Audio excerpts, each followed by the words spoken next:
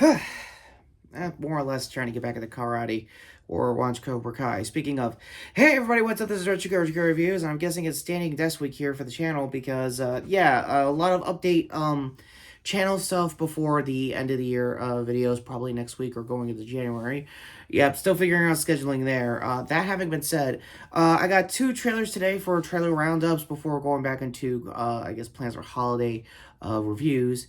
Let's start with the obvious teaser that came out as of yesterday of this recording. Long story short, the Superman teaser for the trailer is coming out Thursday, so expect like possibly DC related figure forms. If that does drop Thursday, I'll let you know in advance. From what I've seen so far for the posters and everything I've seen on the marketing so far is pretty tight-lipped, which is understandable. I haven't really got around to my overall thoughts of the cast. I was kind of gonna wait for the trailer to drop to give you my thoughts of Rachel Brosnan, Nicholas Hoult, and obviously Cornstarr himself being Superman. Till probably Thursday's video, so be on the lookout for that at the very least.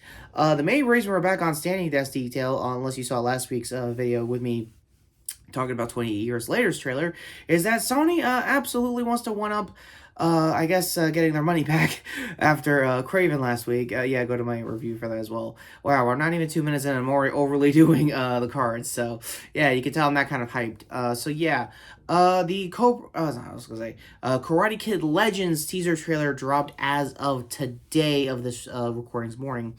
So with that being said, my overall thoughts with it so far, I've only had like 2 viewings total, so I don't know full details of what actually is going on.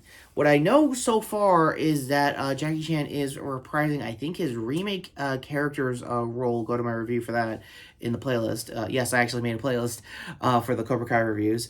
And, yeah, obviously, Ralph Macchio himself is also coming back as Daniel-san to be the crossover nobody thought would work, but it might actually work come May of next year.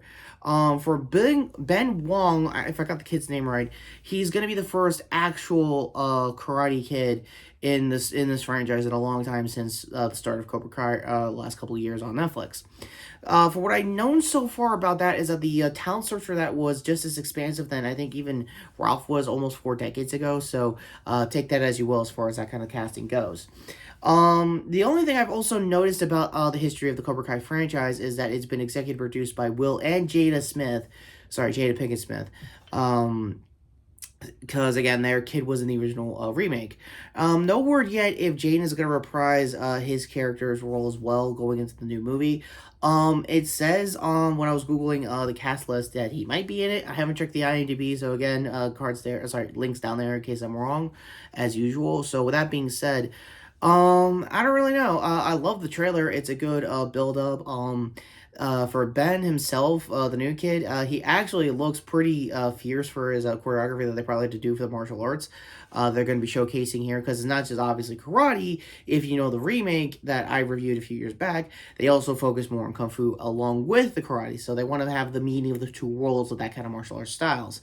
Again, it's a teaser trailer, so I'm not going to tell you too much of the stakes. I don't know if he's going to have a tournament just like everybody else. If you've been seeing the final season so far of Cobra Kai. Yeah, ultimately, this is a good trailer, and I highly recommend watching it yourself if you want to get an idea what's going to be come May of next year. And since I got time, I actually want to talk about my current thoughts so far of the final 2 parts going into the 3rd in February for Cobra Kai. It looks good. The Sekai Taikai is insane. Everyone's build up to this tournament arc that has been long overdue, even for like the main series itself.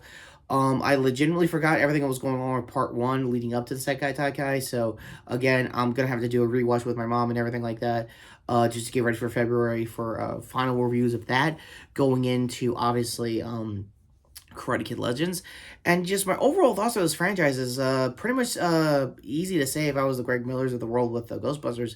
Quick turnaround, which is saying quite a lot when it comes to Cobra Kai as a whole.